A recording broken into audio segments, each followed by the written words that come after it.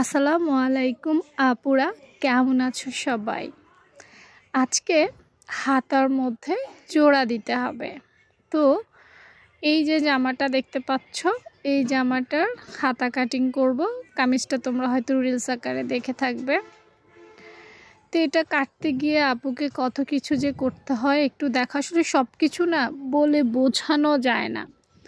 কিছু বিষয় আছে দেখে তারপর শিখতে হয়।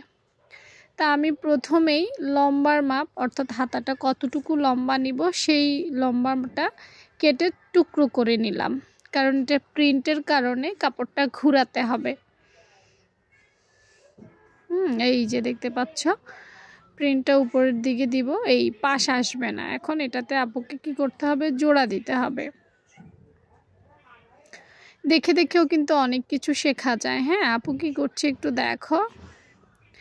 তো প্রথমে আপু পরেরটা তো এভাবে ভাঁজ দিছি, কিন্তু না, মাঝে মাঝে দেখবা যখন তোমরা জোড়া দিতে যাও তখন কি হয় জানো, জোড়াটা দুই সাইডে সমানভাবে পড়ে না। ধরো তুমি সামনে জোড়া দিলে, দুটো হাতাতে সামনেই জোড়া পড়তে হবে, অথবা তুমি পেছনে জোড়া দিলে তাহলে কিন্তু দুটো হাতাতে পেছনে জোড়া দিতে হবে। আমরা সাধারণত পেছনে জোড়া দিতে পছন্দ করি না, এটাই উচিত। কেননা সামনের পার্টে অনেক দেখা যায়, কিন্তু পেছনে যখন বগলের নিচে থাকে এটা কিন্তু কেউ দেখতে পায় না। তাই হাতার জোড়াটা সবসময় চেষ্টা করবে পেছন সাইডে জোড়া দেওয়ার জন্য। তো এই জন্যই আপু আসলে এত কিছু দেখছি। একটার এই পাশে জোড়া হবে, মানে দুটোটা সেম জায়গায় জোড়া হবে তাহলে। তো দুটো হাতা আবার একই পরিমাণে বসালাম সমান করে। তারপর লম্বাটা তো নেওয়া হলো, পাশটাতে জোড়া হবে আর কি, 2 ইঞ্চি জোড়া পড়বে। আগে পুরোটা কেটে নেই, তাহলে ভালো করে বুঝতে পারবে।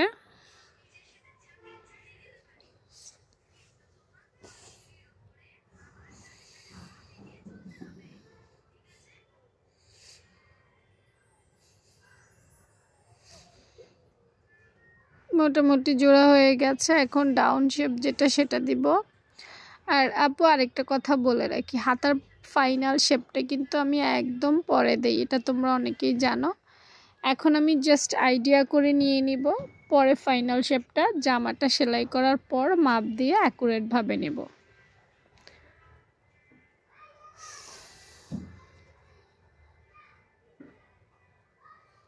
তো দেখো আপুর হাতা হয়ে গেছে, হাতাটার মুখ ঠিক আছে কিনা ওইটা আমি একটু চেক করেছি। এখন ওই যে দেখতে পাচ্ছ 2 ইঞ্চির মতো জোড়া লাগবে, এখান থেকে দিতে পারবো, সেজন্য নিয়ে নিলাম। ওই যে পরে সেলাই করব বললাম, তো এটা হাতা সেলাইটা দেখতে হবে। সেলাই দেখার জন্য অপেক্ষা করো। আল্লাহ হাফেজ।